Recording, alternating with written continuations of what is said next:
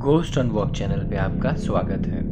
चाचा कोई डरावनी कहानी बताओ। एक किस्सा है जो हमारे साथ ही हुआ था, चलो वही बता देता हूँ। एक बार मैं और मेरा दोस्त मुकेश पास बैठे थे और मुकेश को किसी का कॉल आया। मुकेश काफ़ी चिंतित हो गया।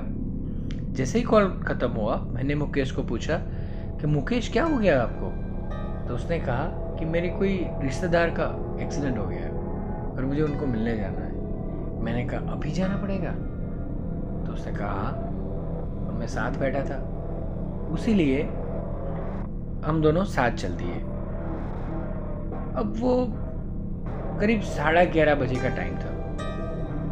जैसे ही 1:30 बजे का टाइम हुआ हम बीच रास्ते में ही थे और गाड़ी में पंचर हो गया। अंधेरी काली रात थी, आजू बाजू कोई नहीं था।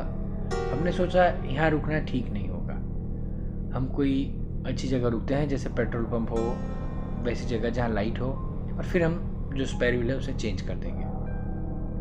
पर जब हम पेट्रोल पंप पहुँचे वहाँ पता चला कि कुछ टेक्निकल फॉल्ट के कारण जो हवा का मशीन है वो ख़राब हो गया है और हमारे स्पेयर व्हील में भी हवा नहीं थी। तो हम वही पंचर वाली गाड़ी लेकर आगे चल दिए। जब हम आगे गए तो वो छोटी सी झुग्गी जैसी दिखी जहाँ पे टायर्स और वैसे सब पुराने रखे थे। तो मुझे लगा कि यहाँ कुछ ये हमारा काम हो सकता है और हम वहाँ रुके। हमने टायर वाले को बुलाया, उसने कहा कि आप गाड़ी के नीचे उतर जाइए, मैं चेक कर लेता हूँ। पर स्पेयर व्हील तो खराब ही था, उसमें कुछ हो नहीं सकता था, और जो हमारे पास टायर था वो भी बिगड़ गया था, बहुत सारे पंचर थे। तो उसने कहा कि इसका तो कुछ नहीं हो सकता, इतने अंधेरे में हम नया टायर लेने तो जाए तो कहाँ जाए। उसने कहा कि मेरे पास एक पुराना टायर पड़ा है, मैं दाम भी ठीक लगा लूँगा, आप वो टायर ले लीजिए। हमारे पास और कोई ऑप्शन नहीं था, वो टायर खरीद लिया। टायर लगा के हम थोड़ा आगे चल दिए। अब अंधेरा काफ़ी घना था पर मंजिल तो हमें तय करनी थी। तो जैसे ही हम आगे जाते गए कुछ आवाज़ हमको सुनाई देने लगी। तो पहले तो हमें लगा कि कुछ मेरे ही मन में वहम है, इसलिए मैंने मुकेश को कुछ नहीं कहा। चलते रहे। मुझे लगा कि मेरे मन का कोई वहम होगा, तो जैसे कोई रो रहा हो मेरी वजह से, ऐसा लगा। मुकेश को भी वैसे लगा। अब एक जगह थी, छोटा सा रोड था, कोई ढाबा या होटल वगैरह कुछ नहीं था जहाँ रुककर ऐसी बात कर सकते। मैंने सोचा कि ऐसे सुनसान रास्ता है तो ऐसी बात कर सकती है। और बोला मैं अगर मुकेश को कहता तो मुकेश भी मेरे पर हंस देता कि भला ऐसा तो कुछ होता है। इसीलिए मैंने ये बात मुकेश को नहीं बताई। और थोड़ी देर बाद मुकेश ने मुझे कहा कि अब मैं गाड़ी नहीं चला सकता हूँ, आप गाड़ी चला लीजिए। मैंने आश्चर्यचकित होकर मुकेश से पूछा कि क्या हुआ, एकदम से आप क्यों मना कर रहे हो गाड़ी चलाने पर, और ये इतनी अंधेरी सड़क में हम बीच में नहीं रोक सकते हैं। पर मुकेश ने कहा कि नहीं, मुझे कुछ आवाज़ें सुनाई दे रही है, मेरे दिमाग हालत ठीक नहीं है। मैंने मुकेश को कहा कि ऐसी बात मेरे साथ भी हो रही है, मुझे भी बहुत लंबे टाइम से आवाज़ सुनाई दे रही है। तो हमने बात की अंदर अंदर। तो उसने पूछा कैसी आवाज़? तो मैंने कहा तो कोई धीरे धीरे से जैसे रो रहा है, ऐसी अजीब सी आवाज़ आ रही है मुझे। उसने कहा मुझे भी ऐसी आवाज़ आ रही है। तो हम दोनों काफ़ी डर गए, पर अब कर क्या सकते थे, बीच सड़क रोक भी नहीं सकते थे गाड़ी। तो मैंने मुकेश को कहा कि नहीं तू जल्दी गाड़ी स्टार्ट कर, हम यहाँ से निकल जाते हैं। उसने गाड़ी स्टार्ट की और जैसे तैसे करके भगवान का नाम लेकर वहाँ से निकल दिए। सुबह अस्पताल पहुँचे, उनकी जो बीमार थे, जिनका एक्सीडेंट हुआ था, उनके हालचाल पूछे और हम घर लौट गए। हमें लगा कि जैसे वो रोड में कोई तकलीफ होगी या कुछ हुआ होगा, उसी वजह से ऐसा हुआ।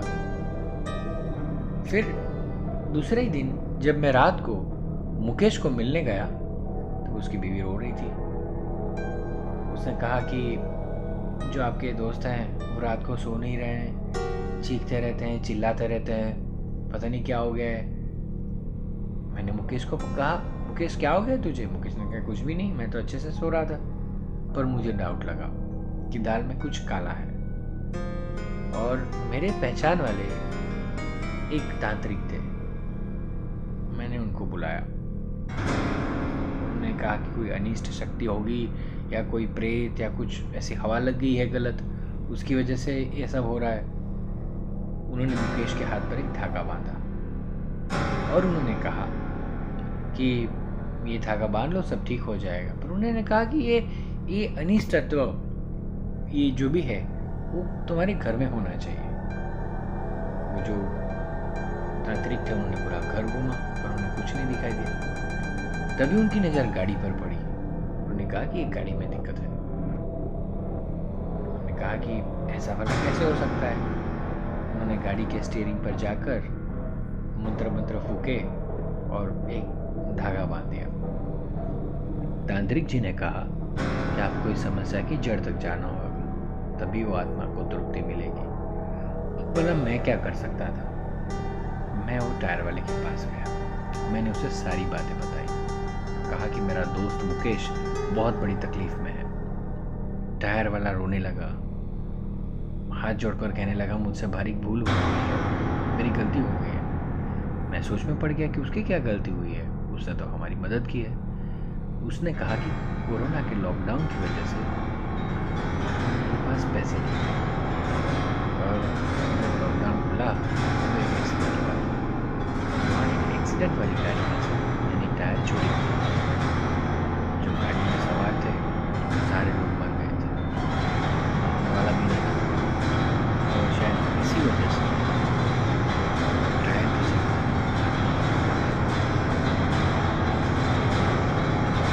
मैं क्या कर सकता।